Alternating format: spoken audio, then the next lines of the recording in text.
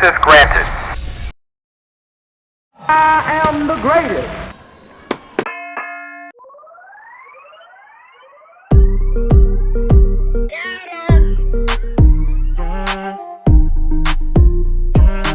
We're back with another episode of Conversations with Brooklyn.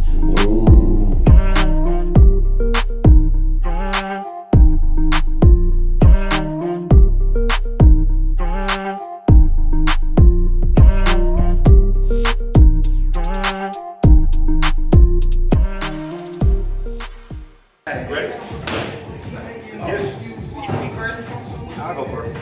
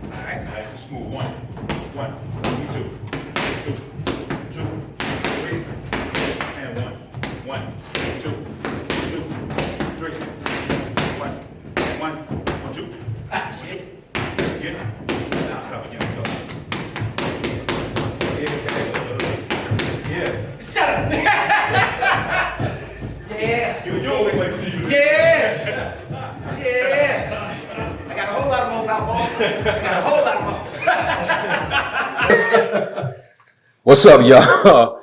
We back with another segment of Conversation with Brooklyn. We still got my man Caleeb Pinkett in the house. Yes. I want to ask you about a little bit about your journey because you started out as an actor. Yeah. And Well, at least try it. yeah, so let's get into that because you transitioned to go on and do great things that we're going to talk about. So, like, what was that for you? Like, how did you go from wanting to be an actor to behind the camera, producing, writing, executive producing? Like, how hard was that for you? It actually was an easy transition. You know what I'm saying? Like, here's what's real crazy. So I was like, you know what? I'm gonna try this acting thing. And Jada was like, all right, well, you know what I'm saying? You can go to an acting class, start getting your skills up. You know, we'll find you an agent, you know, get you going. Let's see what happens. You know what I'm saying? So here's a tragedy. The first two auditions I went to, a Pringles and it was a Lay's. I think it was Lay's. I booked them both. Okay. Right? All like, right. you need some, now I'm thinking, I'm like, oh shit. Yeah, I'm doing It's it. easy. Yeah, You know what I'm saying? That's right. Then it dried up and I was like, ooh, what the hell? And I started laughing and then I started seeing like the push and stuff, you know, and I'm like, okay. And I always enjoyed acting. And what happened was, here's how it really changed. I was going to New York and we were on a plane, me, Will, and Jada. And I told Will, I was like, hey, I know you be doing your movies and stuff, but like, y'all, you should make a movie like this. Like, if I were you, I'd be doing a movie like this. And I just started pitching him this movie. And he stopped and he said, did you come up with that all on your own? I said, yeah, I mean, I'm just telling you, like, this shit would be crazy. And he goes, I just think you changed your life forever. He said, what you just did, like, professionals can't pitch like that. He said, okay, I'm going to teach you everything I know about storytelling. He said, but you're skinny with a gut. So the first thing we're going to do is you're going to get in shape. I need to know. He said, no, I'm telling you, no bullshit. He was like, you got to get a 6-pack because I got to know you have the mental fortitude to endure the journey you're about to be on. Oh, okay. Right? It's not about the aesthetic. It's about the mind, right? If you can stop yourself from eating stuff that your body is craving, that means you can endure shit that you may not want to do because it's for the better good or what you need to get done, right? So I was like, okay, immediately got with Daryl and we went from there. And from that point, I was done with acting. I just immediately, because we started working on that script for the project, and I'm learning story and learning like the business way of it. But I had a natural knack for it growing up in the church. So I knew all the Bible stories frontwards and back because I had to But I didn't know that was actually creating my career because I'm knowing story, history, my favorite subject. So it was easy for Will. He's like, no, that's what that is. Tell me the story of David. Why is David important? What did David want? Why did he want it? What would happen if he didn't get it? And I'm like, oh, this. And he's like, you got it. You know what I mean? So we just went from there. And I was on his hip for damn near like 10 years, like every day, everything, like always. So I learned so much and it was the best thing ever. And that's why I always tell people, find what you're passionate about, right? I loved, like acting and all that is cool, but see how God works or the universe, people, whatever. But I always say how God works is that you go in the direction and then your destiny will find you. God will put you where you're really supposed to be. And it's the best thing ever. Like, I'm glad I didn't make it as an actor. I prefer where I'm at, actually. I enjoy producing. I enjoy getting the story, help making it better. Like, I think my final part, I want to be a director because I'm so hands-on with it. Anybody that works with me, they tell you, they be like, this motherfucker. Lee Daniels told me that. Lee Daniels told me we were working on a project and we were at lunch and we had, spent the day together. We're going through, he's interviewing people. I'm talking with them, getting the story stuff. And he's just watching me. Then at lunch, he's not saying too much. And he goes, you know what, Caleb? He goes, you're not a producer. And I'm like, oh, tragedy. He's about to call JL and say, get rid of me. All this. I'm thinking I fucked up, right? And he goes, you're a director. And I was like, what? Oh, no, Lee, no. I was like, I don't want that. It's too much. He was like, mark my words, young man.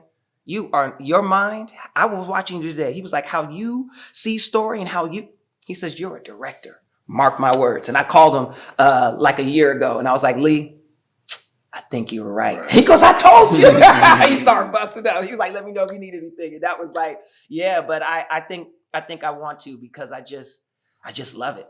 Yeah, man. I'm a firm believer in, and it was a lesson that it wasn't hard for me to accept, but when I did receive it, it made things a lot easier. Like, I've been on this acting journey and there's been times where I've felt like I had to deviate to do other things. And in my mind, in my human brain, I'm like, man, this is going to take me away from the thing that I really want to do. And lo and behold, every single time that thing that I thought I wasn't supposed to be doing led me back to the thing that I wanted to do.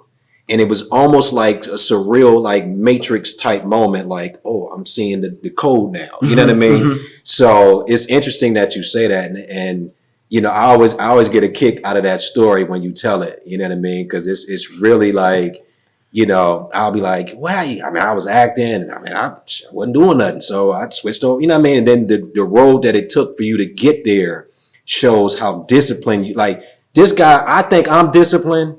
This dude, if not, I know he matches, but he may be more disciplined than I am because the dude stays on it. Like, people sleep on this dude's work ethic, how aggressive he is about the things that he's capable of doing and has been doing for years and hasn't really got a lot of notoriety from it. But I'm telling you, out of my mouth, this dude is a genius. He gets stuff done. I appreciate that. Wow. No problem, bro. I'm all about giving flowers while you can still receive them. So we not gonna wait till people are gone. And man, that dude Caleb, man, he was a great man. Nah, we doing that face to face while you alive. And at least all the stuff I've been through health wise. I don't have no problem. I'm like, bro, this is what it is for me. Blah blah blah. You know what I mean? So that being said, what motivations, inspirations? Let me get a few. Like what motivates me? Yeah. You know what? It's the fear of failure. Okay. Motivates a lot, right?